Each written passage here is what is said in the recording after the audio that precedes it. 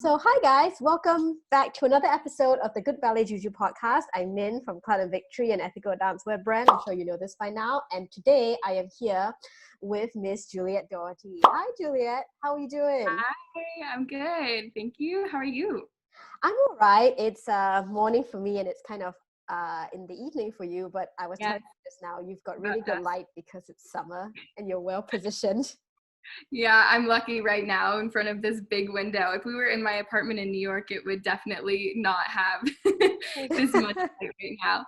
So I'm fortunate. Yeah, space in New York is quite scarce and precious, as I understand it. It is, yeah. I mean, it depends on your location, but I'm ground level and I have bars on my windows, which kind of, just keeps a bit of light from coming in. So when, obviously without giving away too much, but like which area do you stay in New York? What's that? Which area do you stay in New York? Are you like central or you up like Brooklyn? Like I heard that's like the kind of new-ish, hippish place to be that's more Yeah, affordable. I don't know. For me, it's new. I've only been out there for just a little over a year, so I love it. I was in Manhattan. I was uptown in Manhattan my first year that I was there, and it's funny that it felt further removed from everything going on than where I'm at in Brooklyn. I just have, maybe because I have more contact with my neighbors, and I just know the neighborhood a little bit better where I'm at now. And it just seems like there's a lot happening closer by, and I don't have to get on the train to get to it and all of that. So I love it. I really like Brooklyn. That's interesting. Like, as somebody who's only been to New York a couple of times, it always seems like Manhattan is like the place to be. Maybe not the place you want to live in terms of like the traffic and the congestion and the prices, but it seems like everything is kind of happening there. And then like Brooklyn and Williamsburg are like the little hipsterish, new hipster areas. I could be wrong. Yeah, I could be.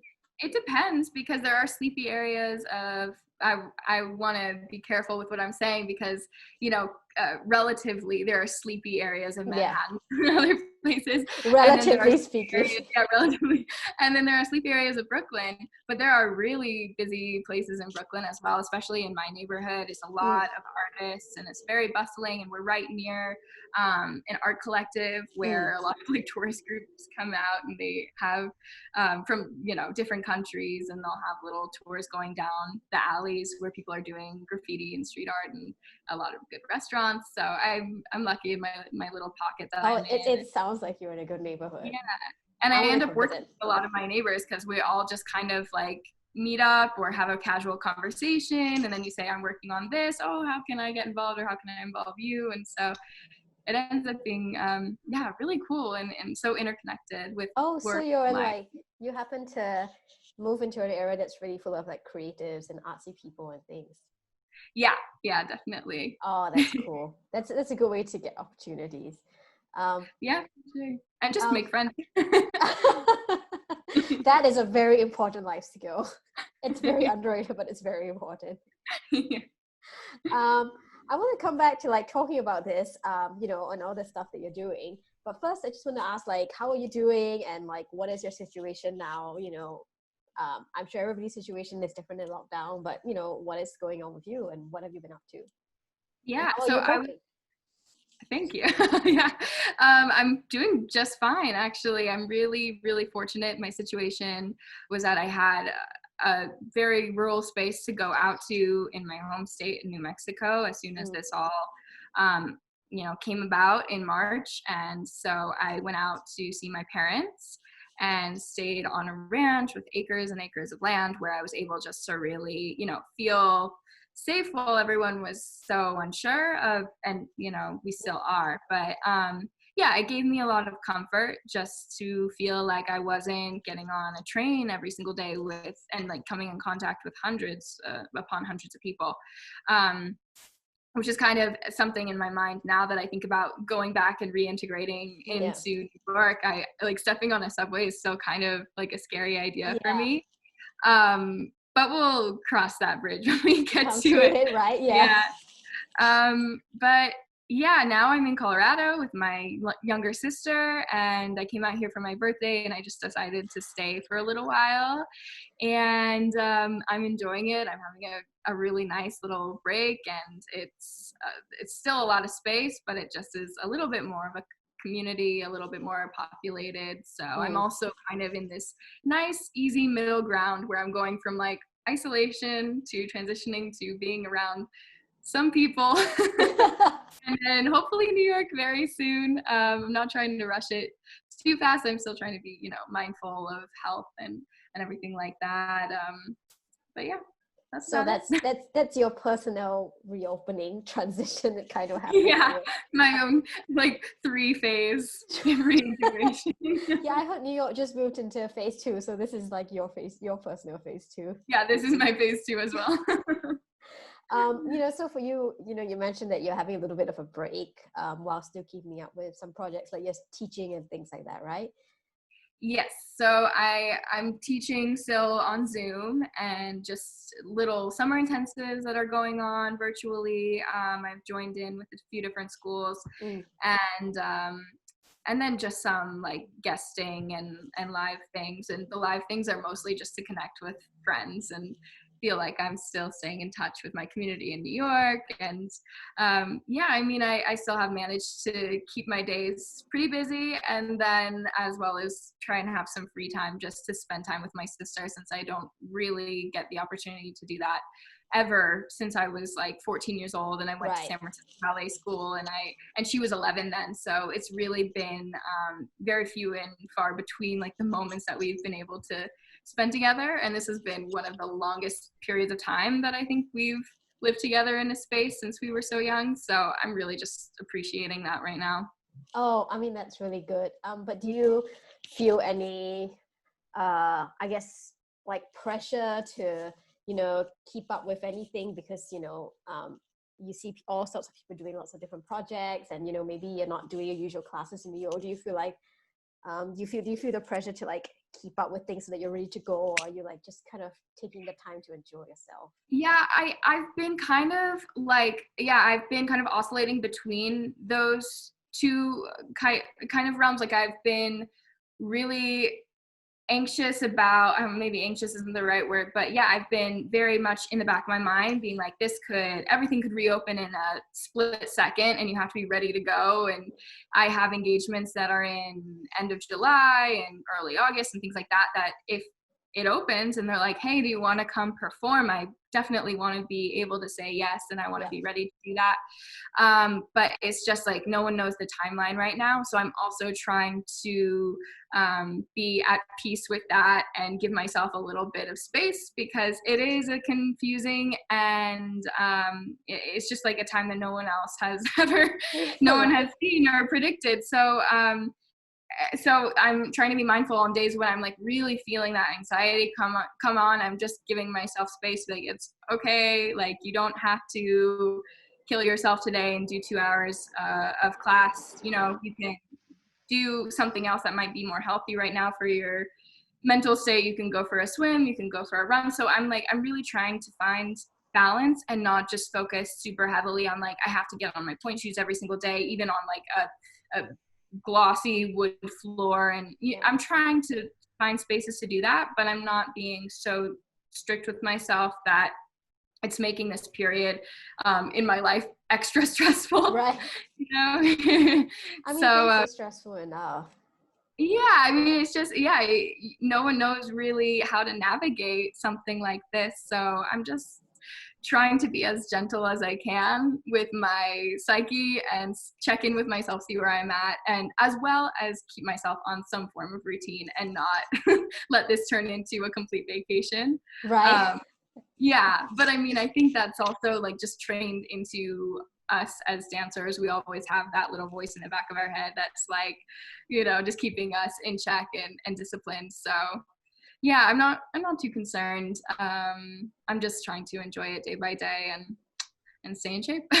Yeah, I mean, that's a really good thing, because I think everybody is dealing with some form of anxiety, whether it's in a big way or a small way. I mean, some people can, even people who are like more relaxed, I don't even think that there are people who are just like completely just not stressed out at all in this situation. Yeah. And I think it's like, you don't realize it, but like mentally that kind of takes a toll on you sometimes. Like, Yeah.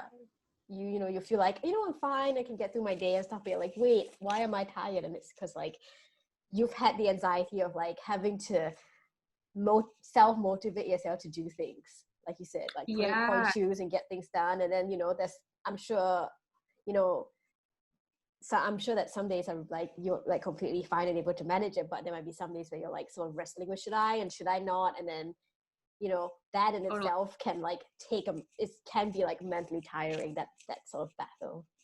It is. And I mean, I always just remind myself, I always feel 100 times better if I just force myself to do it. If I'm kind of in the middle of that struggle, I usually more times than not will be like, I'm so glad that I even did, if I say I'm going to do an hour of class, if I even make it through half an hour, I at least get that little bit of satisfaction. Like, okay, at least I committed to, but then I give myself also the freedom to have a choice. I'm not just being like a drill sergeant in my own head and being like, no, you're a piece of crap if you don't get through an hour, like you have to do that. No, it's okay. You don't have to. There are so many other things going on right now, and yeah, it's weird shifts and just finding out how to navigate it all. So I feel like it's going okay though, and just trying to be like really, really rooted in gratitude for all of the care that is around me and in my family right now. I'm very fortunate. So just a lot to be thankful for. I think that's really important too. It's like to be able to see that, acknowledge that, even though we're in this weird garbage fire situation that is 2020, there are still like silver linings and things to be grateful for. For sure. Because it, like you said, it helps you keeps like puts a positive spin, or like find the silver lining in a situation which otherwise can seem very bleak when you don't know when anything's gonna happen. Yeah, definitely.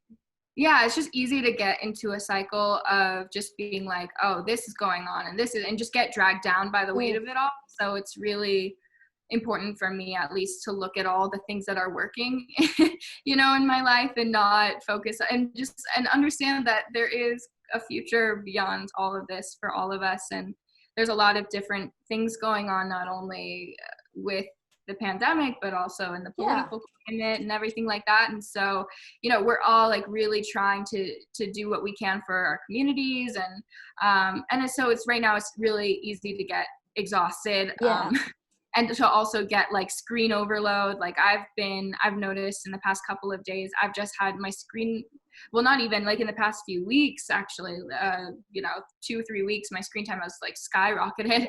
And I'm like, why am I also feeling so drained? And sometimes just plain sad, like, and I realize it's just like staring at my screen and too much time just panic scrolling through all these different feeds. So it's good just to turn it off and look up at the sky sometimes, take a few deep breaths, and just be a little bit grateful for the things that are, going well. Yeah, because like you said, there's a lot happening that's like a pandemic, and there's all this stuff about racial injustice and systemic discrimination and that whole movement. And of course in America you've got the elections coming up, so like that's just a lot. And even like for me, who's not an American, I see all of it, and everything in the world is so interconnected, so I can't say just because it's in America it doesn't affect me. So it's I can understand, maybe not as much because I'm not in America, so there's some, I'm not in the thick of it, but I can understand, the exhaustion and like just how weary it can be to see all that. Yeah.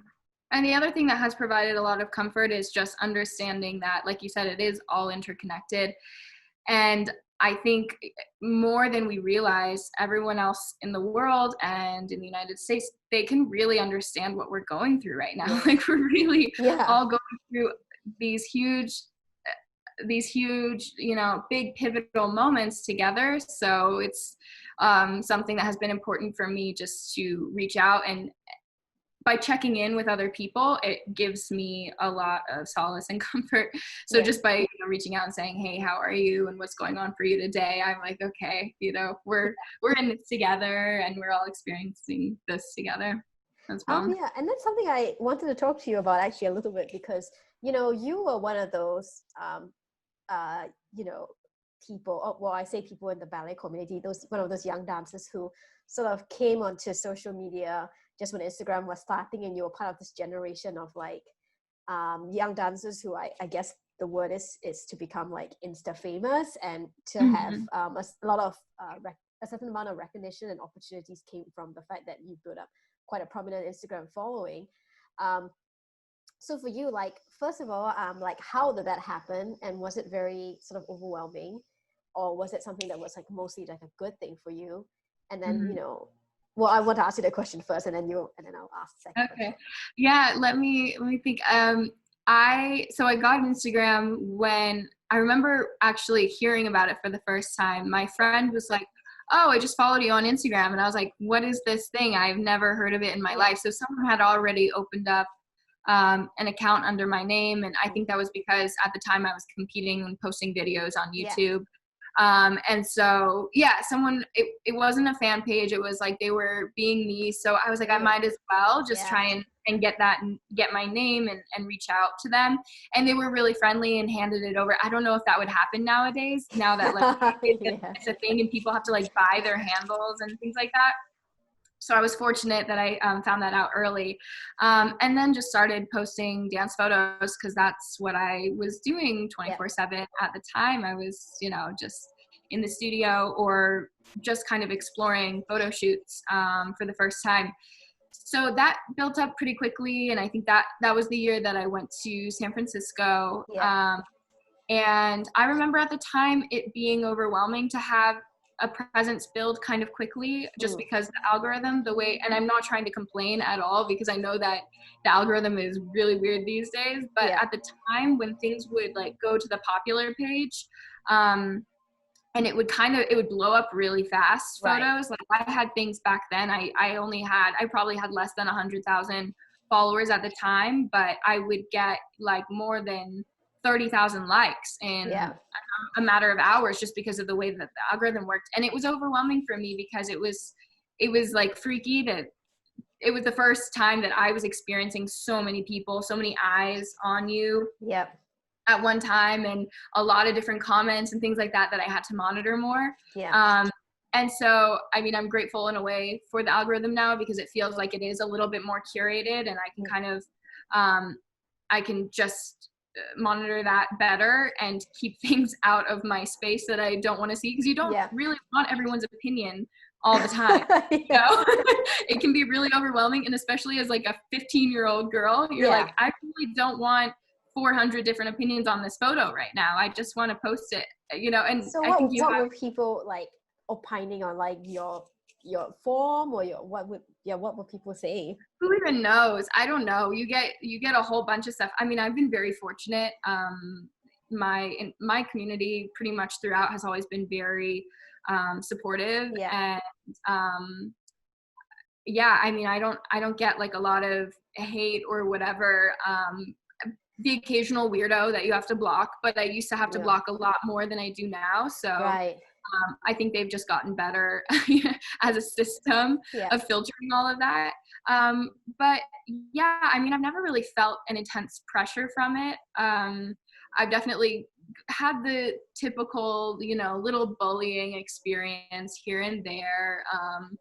But I just, you know, have always taken it up. Like if I needed, actually some of these things were people that I knew that were like at San Francisco Ballet School, and I had to take it up with the director or with my parents. And so I just like would reach out and get a bit of support and realize that, you know, life goes on and the internet is not real life, and all of those things that are really important to keep in check.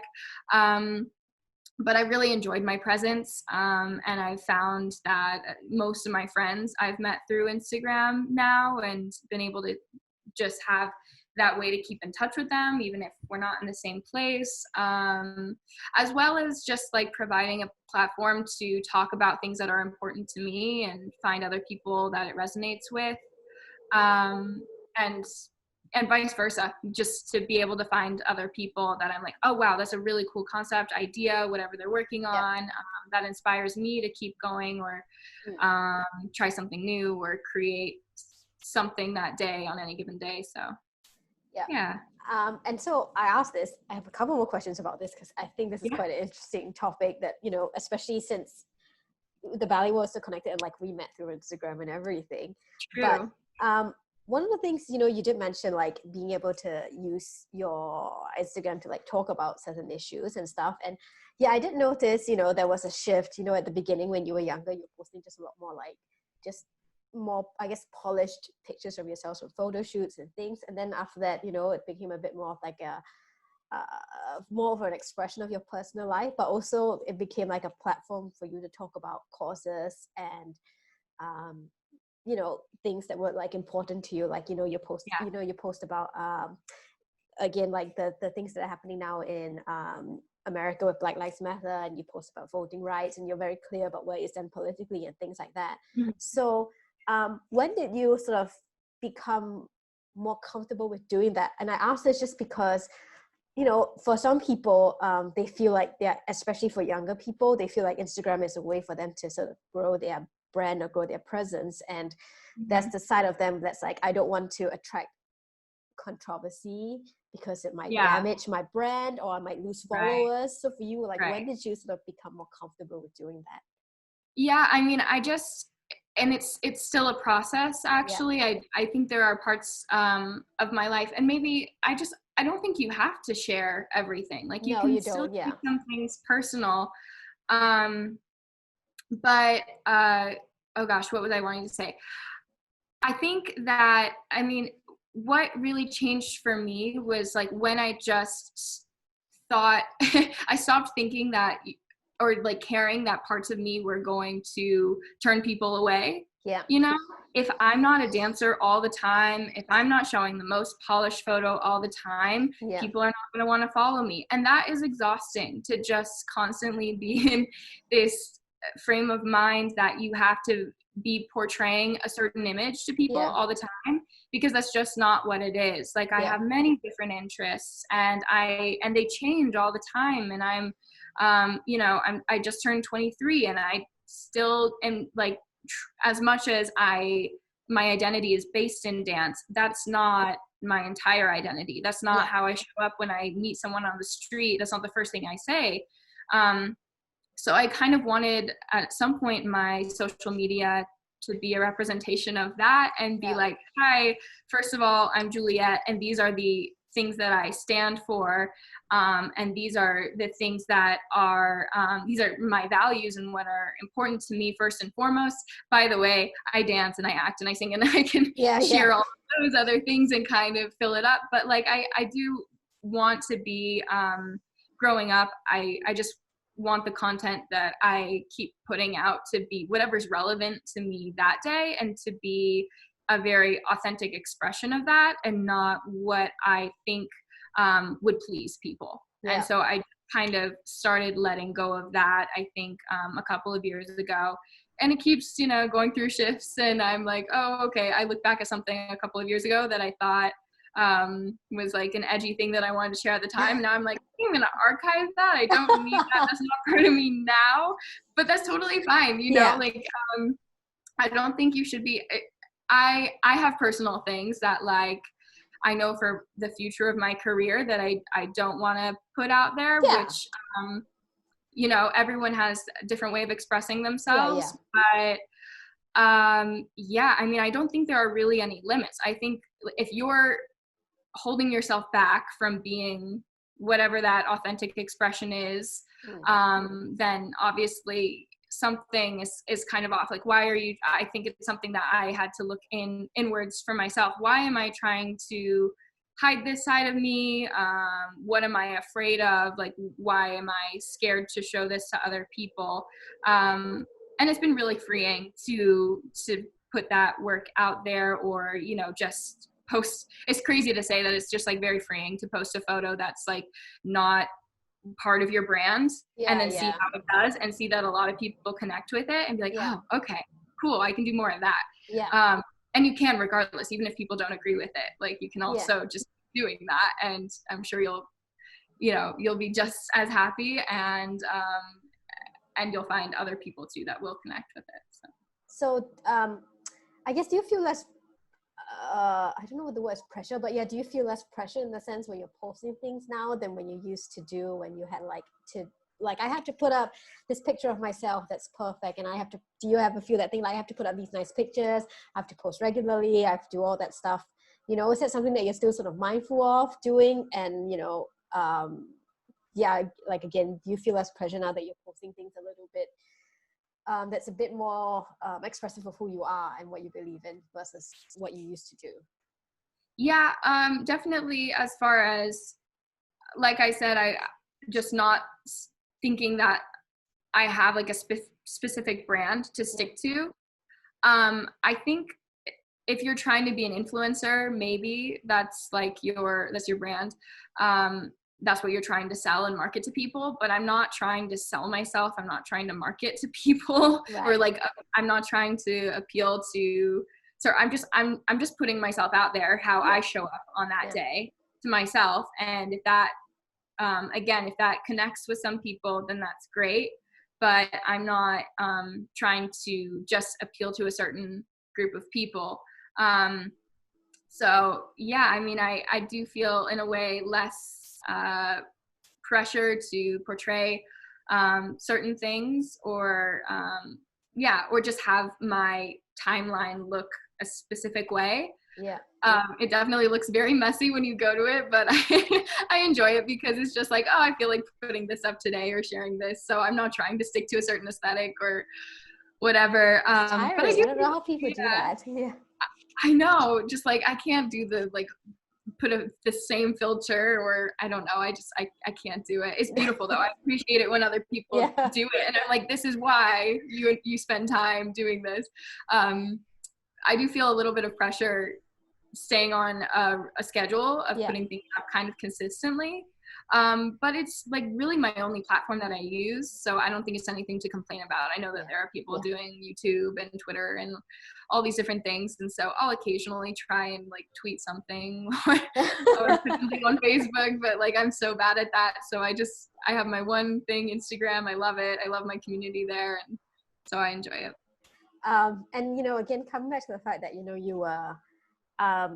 you had this very, in terms of your visibility, there was this very meteoric kind of rise because of social media and because of obviously your abilities, because obviously you had to back it up with substance for you to get to places. But then when you sort of finished with SFB and everything, was there and you decided to go into now freelance work and becoming a freelance dancer and actress and model and everything, was there a lot of pressure from other people because there were so many people watching you? Were there a lot of people who had opinions about where they thought your career should go, and was there speculation about she should do this or she should do that? Yeah, I mean, people weren't that vocal about it. That's the thing that's so funny just about our experience, is we always think that people are thinking about us, and the reality is they're not. Even if they follow you, everyone has, and that's just something that we're scared of. It's not it's not a cocky confidence thing. I think really we are worried about people's judgment all the time, especially having a social profile, whatever size it is. I definitely, that was a worry for me. And then once I just kind of started that transition, I realized, okay, I get a few comments of people being like, are you going to join a company? And that was really the worst of it. No one else had an opinion, and people were just genuinely curious and coming from a supportive place and just oh, I'd kind of like to see you dance with a company. And I would sometimes, I would ignore, some things in the beginning, or sometimes I would just send a personal message and be like, hey, I saw you were interested. I don't feel like answering this publicly, but just letting you know where I'm at personally. And those people were like, oh, that's so awesome. Wish you the best. And so it's really funny that all this worry that we have in the background of other people passing judgment or not thinking that you're doing the right thing, no one actually really cares that much. And if they do, it usually comes from a place of just wanting to support you. So it's been, that also has been very freeing for me to see, and really cool to see, on my social platform, to see there's still that love and support there, whatever path I take. Like so many people have been with me for many, many years and still continue to send me messages. And so it gives me a lot of light and positivity. So then for you, then why did you decide to go into freelancing as opposed to joining a company? Like, what was your rationale behind that? I don't know. I think for me, I feel like I'm risking sounding a little bit cliche here, but I really do just enjoy storytelling in whatever medium it is.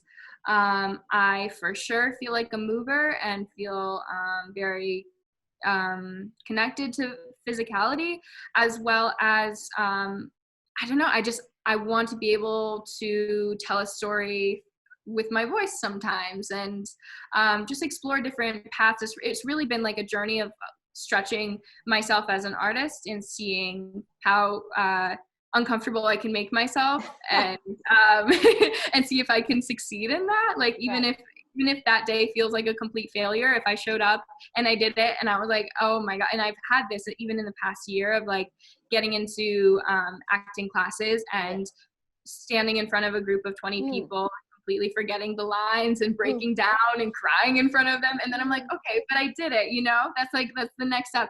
And that's the learning curve that we have even, in ballet class. You don't nail it the first time. You don't get to a quadruple pirouette by just popping on your point shoes and doing it. So you really have to work up there. So it's like the same. I want to have that expansion of growth that I had in dance in multiple different areas. And I felt like,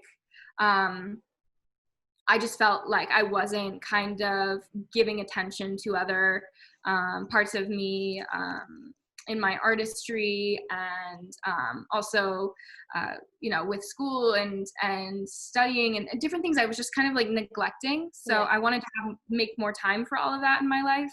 And it's kind of just turned into this path of like following right now film and TV, and I'm in New York, so auditioning for musical theater as well, and still training my voice. And it's really just like I want to be a student and keep learning as long as I can, and of course keep dancing. But company life just didn't seem like it was the move for me a couple of years ago, and I'm still kind of like coming to terms with it. But I think like I still kind of imagine what company life could be like, and I'm not completely closed off to that. But I don't know. I don't think it's really for me, that schedule and just dedicating my entire life to it. And I really, I can still kind of get the same satisfaction out of taking a class and also seeing others dance. And I can still be extremely satisfied and know the work that went into that, and know, how gratifying it feels to finish a full-length ballet, and like all of these things I can really appreciate also by watching.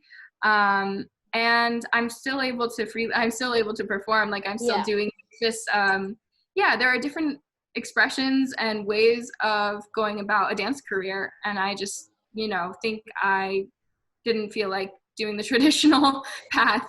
It's fun. It's fun exploration. When you sort of made that decision to, go freelance as opposed to joining a company, was it something that came very naturally? I'm sure you talked to your parents and you had discussions and everything because, was it something that you had to think through a lot? Just because I can imagine for a lot of young dancers, at least the idea of, once you get into the company, you have some amount of, if nothing else, job security. It's something that's familiar because it's ballet, not that it's easy, but it's familiar. And you also have the security of at least having the 1-year contract, whereas, with freelancing, and I'm not sure how you feel about it, you go for auditions, it's a lot of rejection, it's a lot of, putting yourself out there, getting an agent, getting a manager, and, doing a lot of, footwork to find the job. Whereas when you get into a company, you already at least have that job. Right. So sorry, what were you asking? Sorry, I was like wondering like whether it was a an easy or a hard decision for you to to make that. It was difficult for me. It was most difficult for me to express that, I think, to my mom.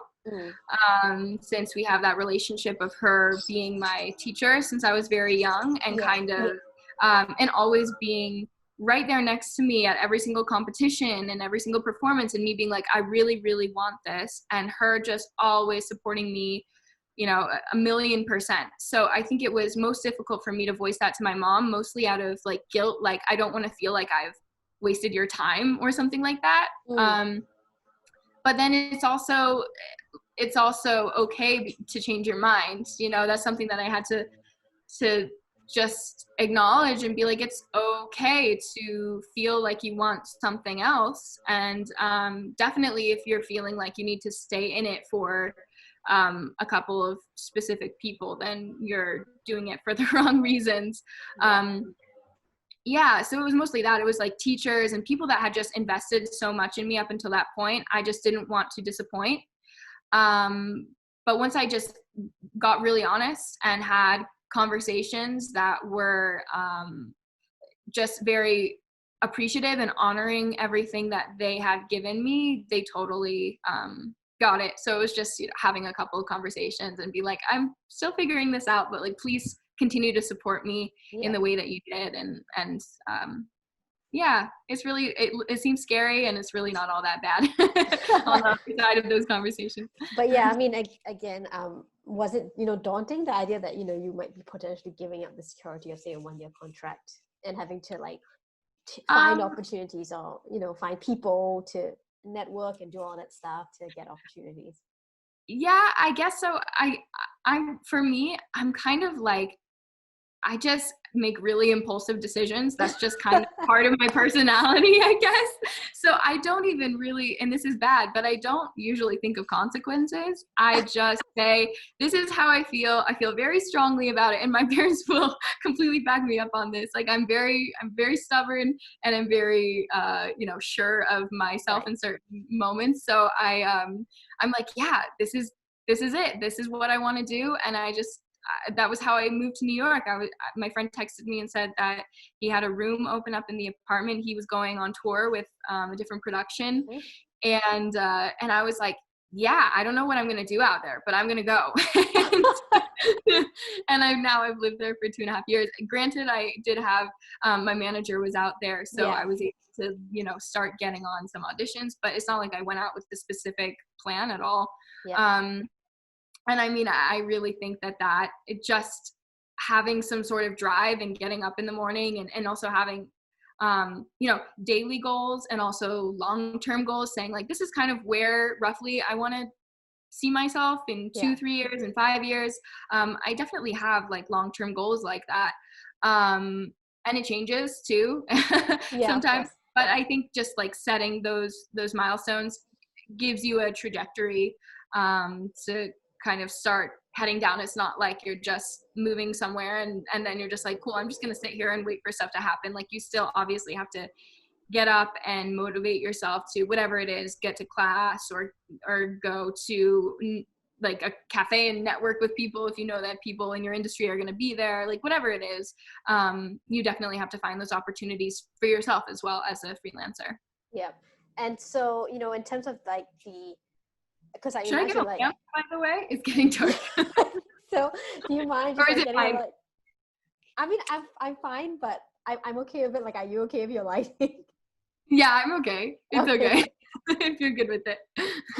And then I guess the other thing I wanted to ask as well is, you know, it's not just about just like, you know, networking and looking for opportunities, you know, like with any art form or any skill, because you're doing so much now. You're dancing and you're acting and you're singing and you're modeling. Like, what sort of the investment you have to put into that? I'm sure that there's a lot of classes that you have to take and things like that. Mm-hmm. Yeah, as far as like just the different classes I'm taking right now. Yeah, I mean, like, what are the, you know, I guess like what sort of the classes do you have to take to, you know, constantly like make sure that you're holding your skill set and things like that? Yeah, well, personally, for just my sanity, I love sweating and working out every single day. So when the studios are open in New York, I do take ballet class at least once a day. I try to get in one technique class. Sometimes if I have a bit of extra time, I will like jump into a jazz class or or even like hip hop or something, I've just been trying to stretch myself. Oh, And fun. yeah, it's been intimidating, and I've only done it like a few times, but I just take like a beginner's class, and I just like swallow my pride and whatever ego is there, and being like, and just being insecure at the moment. I'm like, I'm just gonna put on a pair of sneakers and go for it, and it's been valuable. That's so cool. Yeah, it's been fun. It's been very valuable also stepping into acting and different auditions, because you just never know what's going to be thrown at you and what they're going to ask of you in an audition room. Mm-hmm. So yeah, it's been cool. And then I do voice lessons. I do different acting classes.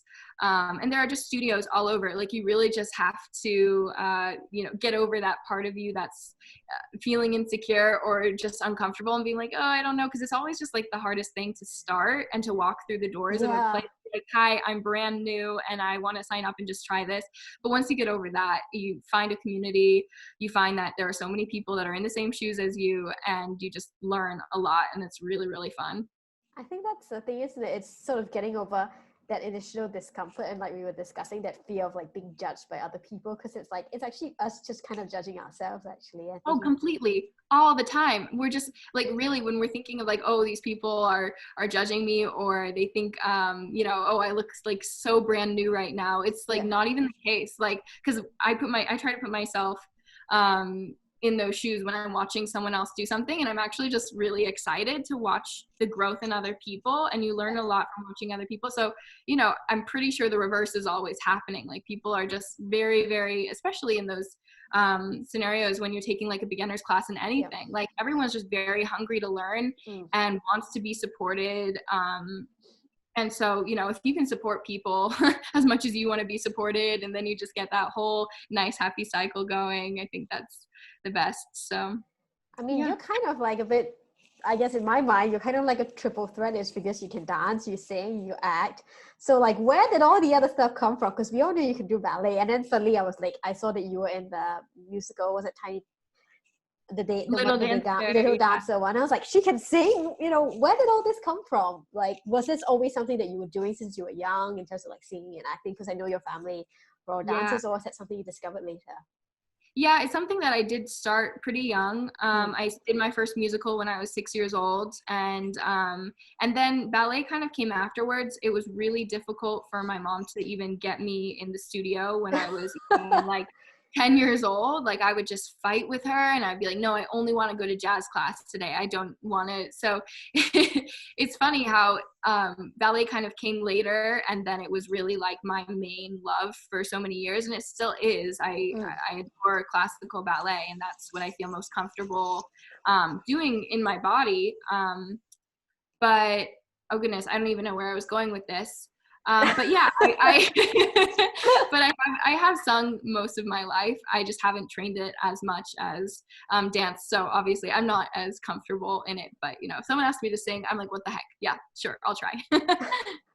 So for you, it's really been like, you said, just a thing where you just kind of go for it, really. Yeah. Like you said, in auditions and things, you just kind of go for it and just let go of your insecurities. Is there anything that you do to help you get to that place? Because it's not easy, we can talk about it. Easy. Let me see if I can turn up. Oh, if I turn up the screen brightness, does that help you? Yes. Now you're okay, perfect. You're illuminated. I just feel like I was getting so dark. Yeah, things that I do, I mean, just like before I'm trying something new, or just in general with nerves? I think just in general, with like learning how to like put yourself out there and challenge yourself, because I think it's something that we can all kind of learn how to do more of, Yeah, it's definitely, for me, just getting perspective. Every single time that I'm feeling nervous about something, it definitely helps me if I talk to somebody about it. If I can call anyone, I can call a friend, I can call a parent, just whoever I feel like I can get support from in that moment, or maybe they have experience in whatever thing that I need help with. I'll just have a conversation, and it doesn't have to be like spill your guts and talk and cry and like for 3 hours. It can really just be like 5 minutes where you're just like, oh, I feel grounded, and I feel like I have a bit more perspective that it's all going to be okay. you know, and that's something too, that like nerves are completely normal, like any other emotion, and it's always, it comes and goes, just like happiness, just like, you know, anger, like there's an ebb and flow to everything. And just knowing that like I feel nervous now, and I'm, whatever is showing up physically in me, if I'm feeling a little bit shaky or butterflies or whatever, it's not forever. And it also is something to be grateful for, because it's a sign that like I'm alive and things are working, you know, my body's like responding normally. That's something that you can just kind of laugh at and just be like, okay, like things are totally fine, like I'm safe, I'm just feeling a little bit nervous for some reason right now. And then just, you know, meditation has helped me as well. I always like, and that doesn't have to look like also sitting on a cushion and trying to be a yogi. It can literally be like meditating on whatever song you like at that moment, listening to 3 minutes of whatever's your favorite song, and just like getting those nerves out.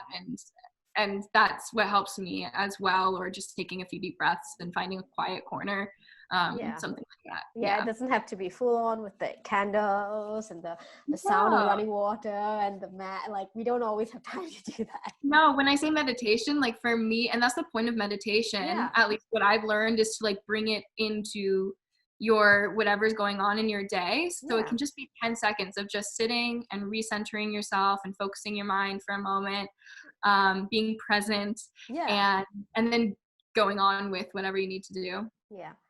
Bringing, you know, I guess the issue of nerves back to, you know, ballet, because you used to do a lot of competitions as well when you were a kid, of course. So like, how did you deal with that? Because, you know, it's the thing, isn't it? Like you've trained so many hours and you practice so much, and then like you're going out there to do like 5-minute solo, and then that's kind of it. Usually less. Usually it's like 2.5 minutes.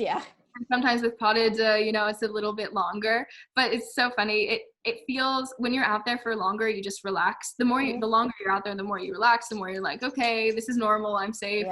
And when you have a partner too, it's a lot easier. At least it has been for me, to feel like I'm not all alone out there. But then like you are really never alone, even when you're competing, because everyone before you and after you has to experience the exact same thing. So yeah, I mean, I think I found that out, or I just kind of realized that pretty early on, that whoever was going in before me, if I just had a chat with them and we touched base and we were just like, how are you feeling? How, you know, just realizing that you're all in it together, finding that camaraderie really settled me down. That has always been a comfort for me, just talking to people and bringing myself back to, you're not alone, you're not experiencing this alone, that type of thing. And I think that's really important, because, you know, whatever industry, you know, the arts industry, because it's everybody, say you're in a ballet company, it's lots of people wanting to get a certain role or a certain promotion, or like in the acting industry, everybody's auditioning for the same thing, and it can be very easy to be competitive versus being communal. And that's something that I think maybe for you quite important to keep it, like, I think that's something that you've been able to cultivate, though, that sort of a community, as opposed to viewing somebody else as competition. Yeah, thank you. I really do. I appreciate that. And I really do think it's so important, and it shows up in your work when you are connected to, you know, whoever it might reach, you know, or, you know, if you're going on stage and you're competing a solo, if you're just aware of like the energy that you have, that you're giving in the space, we're all like constantly giving off a certain energy, and you can feel it. You can feel if someone's like really out there to show off, or if they're just like, I'm gonna try to do my best. I'm gonna try to leave some positive energy on stage for the next person. Just have them feel like I didn't come out just to, you know, do my thing, and then that's where the energy stops, and I'm gonna leave. Like I'm gonna try and also, and like support the person in front of me, clap for them, carry on that energy, because it's all like a continuous performance, even when you're competing, where one piece ends and the next one starts. I mean, there is like a certain flow to it. So I think just, I don't know where that idea comes from, but for me, I always just tried to like just be mindful of that, and like the energy I leave behind even as I exit the stage. I don't know if that makes any sense at all, but it's my mind. And then I just wanted to talk to you a little bit about the idea of being imperfect, because ballet is, something that's so much about being perfect. But when you're trying something like, hip hop where you have to be looser, or even like acting or modeling, it's sometimes, with modeling, sometimes it's the great shot comes when you're not perfect. Yeah. So for you, how do you, I guess, what is the word? How do you sort of kind of accept that and be comfortable with that? When maybe you come from a ballet background where it's all about, your placement must be just so, and your technique has to be like this, and suddenly you're like acting and it's like, no, we want you to look a bit uglier, and kind of let go. Yeah. I don't know, for me, I've never really been much of a perfectionist, I guess to say. I don't know if that's the right word. I've just never, maybe when I was younger, like I did have like very specific ideals of like how things should be and should look like, and like hold myself to specific standards, which we all do in dance. But as far as like the concept of perfect, I just knew that was never attainable, and that's something that you definitely, what are those, some of those like catchy phrases that are like practice makes perfect, or something, makes progress, or something like that.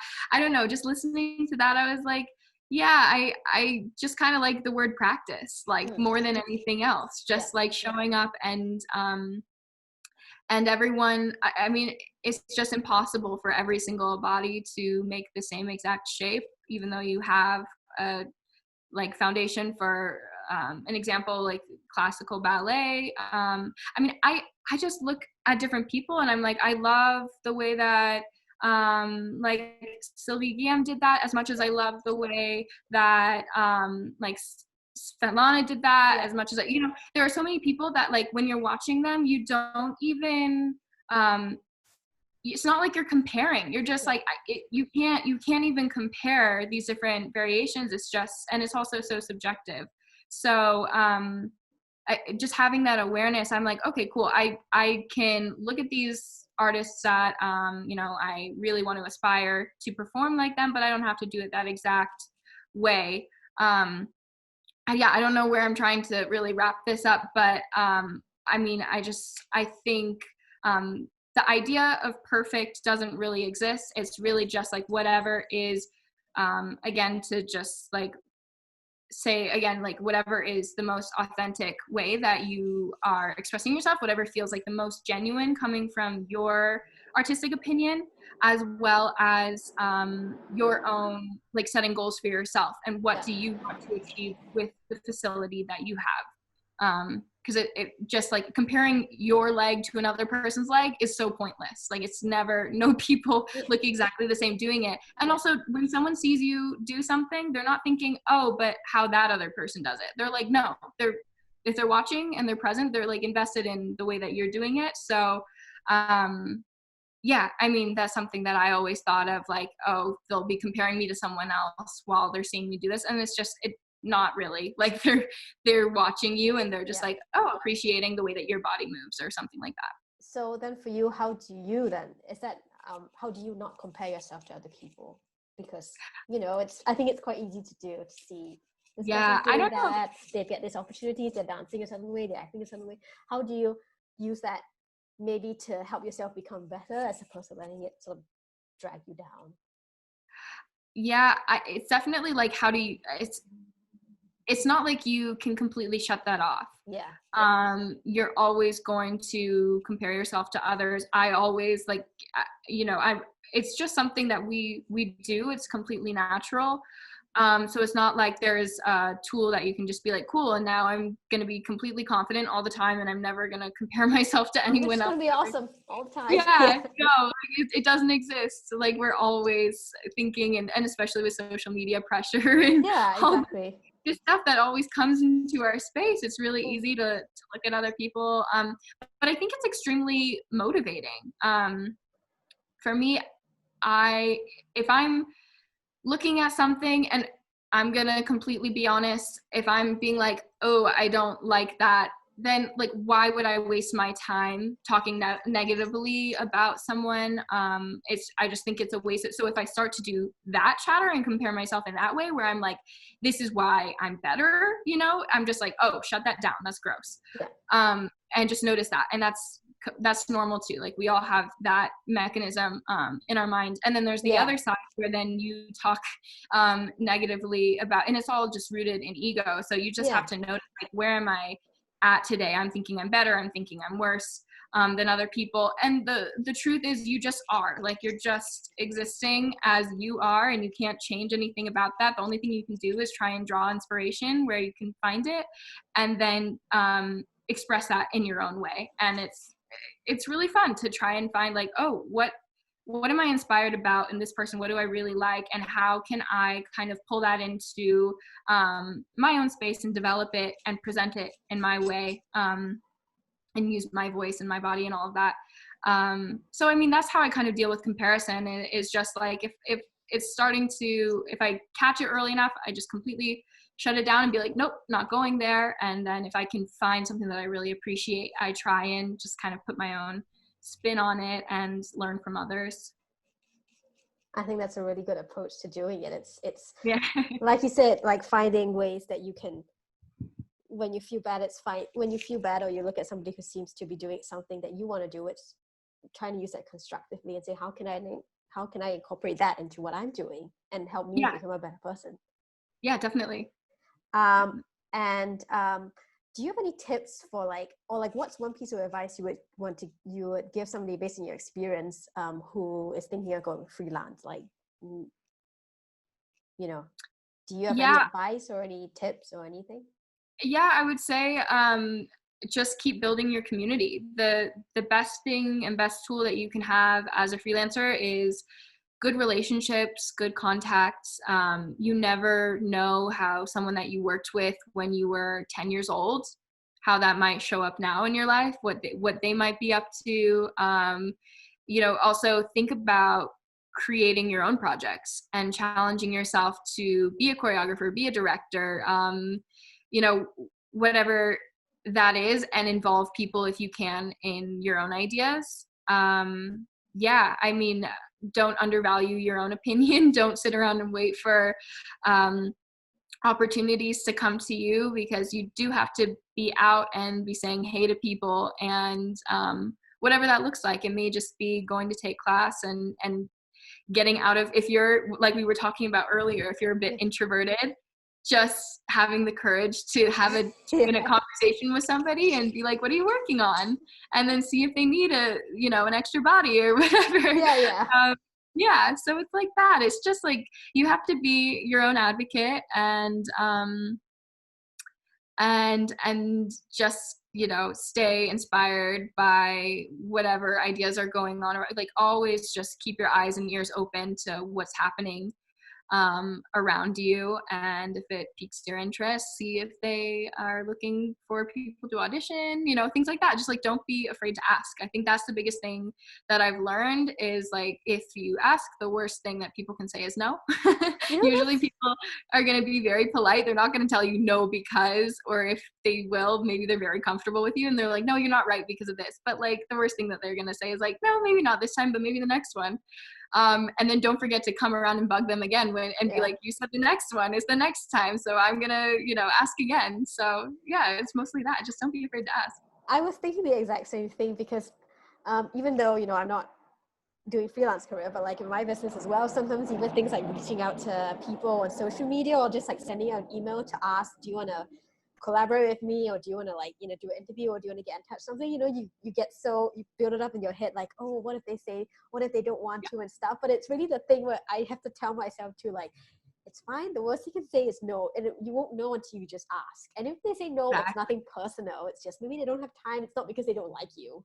Exactly. Yeah. And that's the thing. We get so wrapped up and we think it's because of certain things. And it's just like our minds just constantly are doing that chatter. So it's really, it's something that I've had to learn along the way, is like, just, stop listening to your mind just talking incessantly, and just go up and ask and let go of whatever is in the way, and just find out, I think it's also about, like, in a sense, recognizing your worth, that like people do want to, collaborate you or work with you and stuff, I suppose. So I think sometimes when we are afraid to ask, I know I have that problem, it's because you feel like that the other person is somehow of more value than you are, and it's sort of just recognizing that you have your merits and you have your worth too. You do, and it's something too, like by taking an interest in other people's work, and you know, you're adding value to that as well, to their work. So by saying, hey, I'm really interested in what you're doing and I would love to be a part of it, usually that's a huge compliment, and people are like, oh, you know, I didn't even know that you were interested in that. Yeah, sure. And they weren't even considering, because everyone is like that. Everyone's constantly, usually, especially artists, undervaluing the level of their work, and they don't think that anyone's interested. So by by people showing up and being like, hey, can I be a part of it somehow, usually that's like a compliment, and like, yes, please. Yeah, I mean, even if like somebody who's not an artist, but like I have that insecurity as well, and it's like that thing of just having to reassure yourself that no, that there is something here that I've done that is good. And I think a lot of dancers, I think people in general we should all kind of bear that in mind, that not just our work, but who we are has value and has worth. And, you know, we should just kind of lean into that a bit more. Oh, yes. Completely agree. Yes. And then I just have one more question for you, which is, what are you doing now to feel good and to, you know, take care of yourself?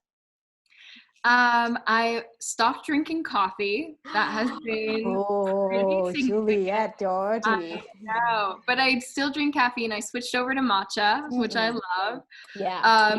That has been something that I feel great. I love that part of my little morning routine. I stopped picking up my phone immediately when I wake up. Like, I give myself, I think I've read that somewhere, like the first 30 minutes of your day are the most significant in setting a routine, because you're kind of coming online and you're just setting those unconscious habits.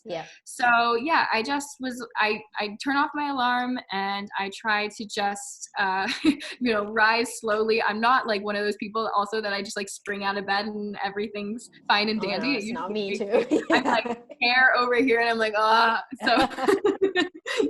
so I get up slowly, I make myself my matcha, I listen to some music or maybe a podcast or a book, and that's part of my routine, and that makes me feel really good and just like start the day on the right foot. And so yeah, that's pretty much it. Do you have a podcast that you're really enjoying right now?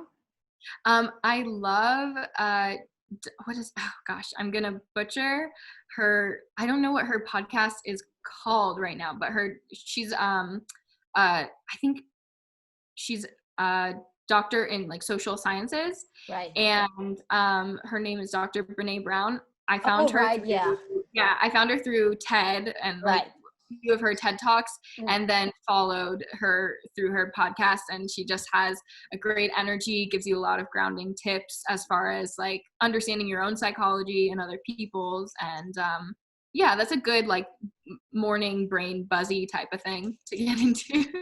Yeah, I think she's very motivational, and she keeps it real too. Yeah, she keeps it very real, which I appreciate.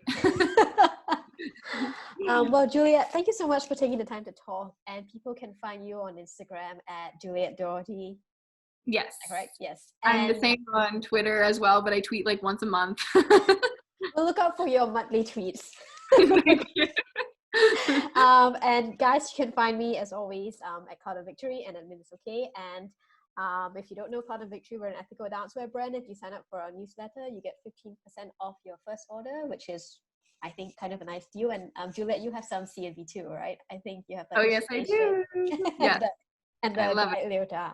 So, I'm glad you're kind of enjoying your CNV, even if maybe you have less chances now to wear them. Maybe when you get back to New York, we'll see you kind of. Yeah, it's all in my drawer in New York, and I go back and look at old photos in it, and like seriously, that leotard, the red one. Yeah. I look at old selfies that I took in that, and I'm like, I miss that leotard so much, and I think about it like almost daily. It's insane. So. Can't wait to get back into class in that Leo. Oh, I'm so happy to hear that. Well, again, thank you so much for taking the time to talk. And I know it's getting really dark for you, but it's kind of nice because the screen's kind of got you there glowing. Showing all my sweat here. It's highlights. It's highlights. Yeah. It is. That's what we're going to call it. Thank you so much, Min. Thank you.